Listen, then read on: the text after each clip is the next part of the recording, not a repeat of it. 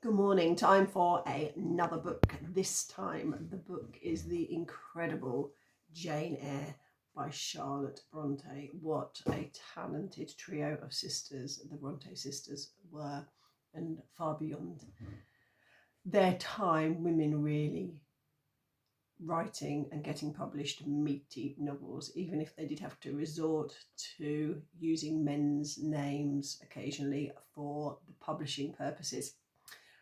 Jane Eyre, for those of you who don't know it or have heard of it and are not sure, is a fabulous book. And I'm going to just read you a bit of the blurb first and then a section from chapter 17 in the hope that it will encourage some of you to go out and read this novel. Remember, I say it to all my pupils, reading really does make you cleverer.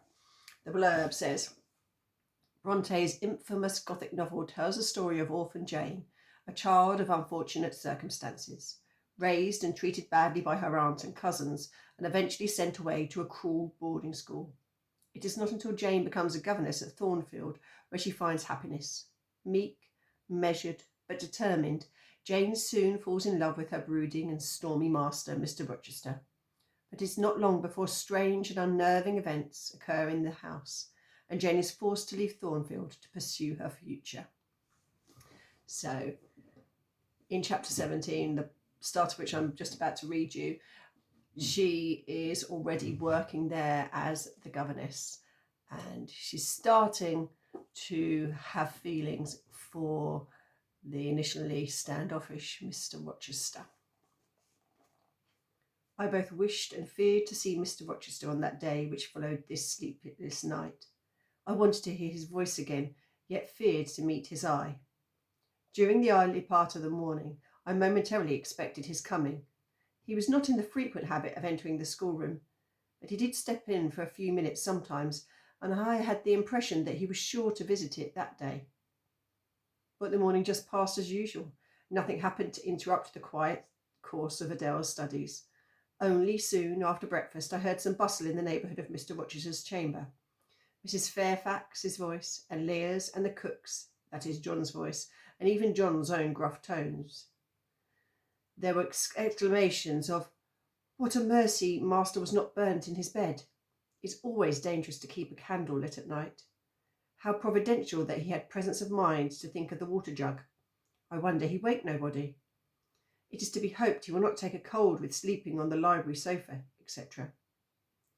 To much confabulation succeeded a sound of scrubbing and setting to rights, and when I passed the room in going downstairs to dinner, I saw through the open door that all was again restored to complete order. Only the bed was stripped off its hangings. Leah stood by the window seat, rubbing the panes of glass dimmed with smoke. I was about to address her, for I wished to know what account had been given of the affair, but on advancing I saw a second person in the chamber, a woman sitting on a chair by the bedside and sewing rings into her new curtains. The woman was no other than Grace Poole. There she sat, staid and taciturn looking as usual, in her brown stuff gown, her checked apron, white handkerchief and cap. She was intent on her work, in which her whole thoughts seemed absorbed.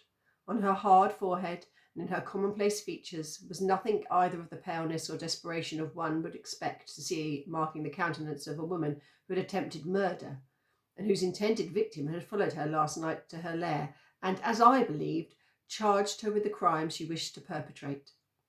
I was amazed, confounded. She looked up while I still gazed at her. No start, no increase or failure of colour betrayed emotion, consciousness of guilt, or fear of detection. She said, "Good morning, miss," in her usual phlegmatic and brief manner, and taking up another ring and more tape, she went on with her sewing. What amazing language is used in that book. I just got to find this confabulation. I wonder what that means. I'm going to try and use that today. I might even try and use it in some of my conversations and see what my friends think. I hope you have a confabulous day.